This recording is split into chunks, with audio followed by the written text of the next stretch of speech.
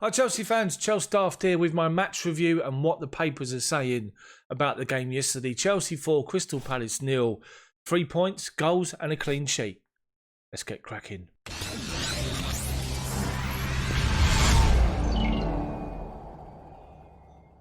So to the game yesterday, and I wanted to do a video today ahead of tomorrow being the transfer window deadline, because tomorrow's content on the channel will be featured mainly on the transfer window and possible players leaving, maybe someone coming in, not quite sure yet.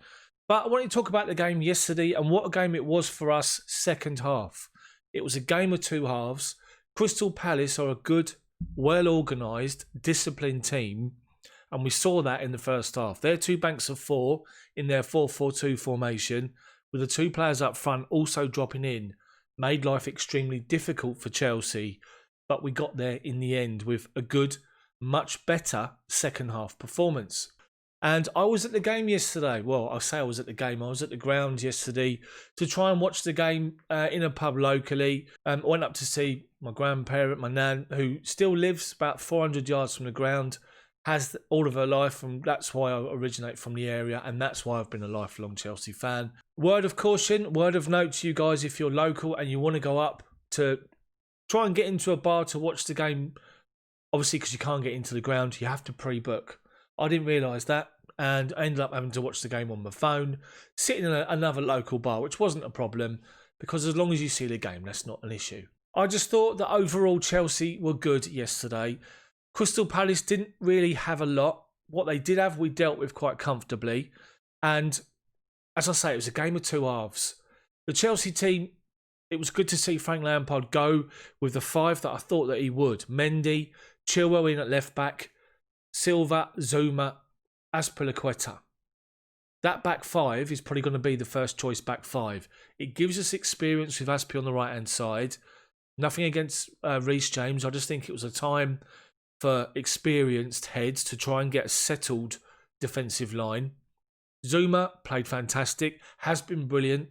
The most improved defender since Frank Lampard's been at the club for me. And great to see him get his goal as well. Thiago Silva, comfortable, composed, stepped in when he needed to, mopped up when he needed to. Also played incisive balls between the lines, which gave us an in behind their midfield, which was also good to see.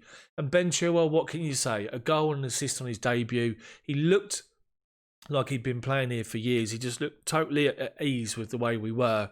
And it was really, really good to see. One thing I want to note with regards to Thiago Silva playing, the defensive line with him, and Conte and Jorginho in front of him. Thiago Silva spent a period of time in Italy, speaks Italian.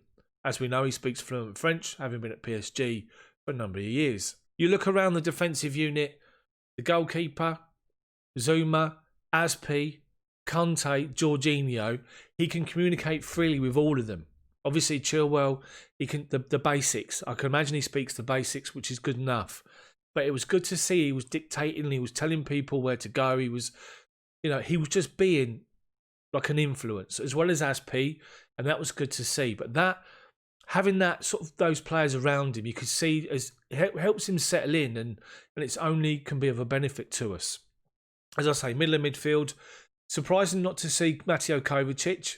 Fair play. Jorginho come in, played well to his credit, got his 2 penalties, more on the penalties in a minute, and did well. Conte, calm, composed, busy, as always, did well. And then the attacking three, we saw Callum Hudson-Odoi get the start, Werner on the left with Havertz as a number 10, supporting Tammy Abraham. And that's quite different because you expect to see Mason Mount. He was rested for the game. He can't play every single game. It's impossible. So all the Mason Mount haters out there didn't get a chance to have a whinge. The toxic Chelsea fan base, we call them a fan base on social media. They've probably been following the clubs for a few seasons or since we've been winning things. They like to have a pop at people, and it was good to see they didn't have a chance yesterday. Maybe at half-time, but after the game, didn't have a chance. Werner, I'm sort of struggling with Werner because I know he's not playing his natural position. He's asking for the ball at times. He's having to drop deep. We need to get him in. We need to play him in behind the line because that's the strength that we know that he's got. Or get him one-on-one, faced up to one defender between him and the goalkeeper. Doesn't happen often enough at the minute, but that will come. Kai Havertz was influential in the game. Couple of good moments. Good to see. Obviously, he was involved right to the end, getting the penalty as well, the fourth penalty, or our fourth goal, the second penalty, I should say. Callum, it was good to see at times he took people on. Got down that line, got his crosses in. Rather than keep coming inside, it was good. Maybe playing on that right-hand side for a period of time, forced him to do that, being right-footed, and he did okay. He got heavily involved, and it was a good performance. Again, see, that's what happens. When you get involved and you have much more involvement for a longer period in games, you can make a real impact. And I thought he did that yesterday, and that was good to see. Tammy up top, couple of chances, was busy, was frustrated with not being allowed to take that second penalty. But credit Cesar Azpi. We have a penalty taker. He went up and said to Tammy, no, Jorginho's the taker. When he looked as though Jorginho would hand the ball over to Tammy, of course, you want to see your goal scorer scoring goals, but he's the penalty taker. So Azpi stepped in. Good to see. So the overriding factor is threefold. The trifecta. The trifecta that you always crave for in every single game. We got the 3 points in the win. That was most important. We got a number of goals and good performances, and we kept a clean sheet. It was everything that we wanted before the game. We got exactly that. Second half performance was outstanding. Again, the first half, we can't be too critical thinking about it because the way Palace defended, they make it difficult. But at times last year, you would imagine that we would struggle to try and find a solution. We did yesterday. Major positive. So let's have a look at what the papers and what the major media outlets are saying. The Daily Mail, Chelsea 4, Crystal Palace. Debut delight for Ben Chilwell as Kurt Zouma's powerful header and Jorginho's brace gets Frank Lampard's men back on track. Good to see, as I say, good result, good performance. Sky, Chelsea 4, Crystal Palace 0. Ben Chilwell scores an assist on Premier League debut for Blues in thumping win. And you have to agree, it was a thumping win. There's no two ways about it. So to the Telegraph, Ben Chilwell stars on debut as Chelsea see off Crystal Palace to ease the pressure on Frank Lampard. Now, I've only watched just briefly the match of the day coverage and Frank Lampard's short interview that he was shown after the game.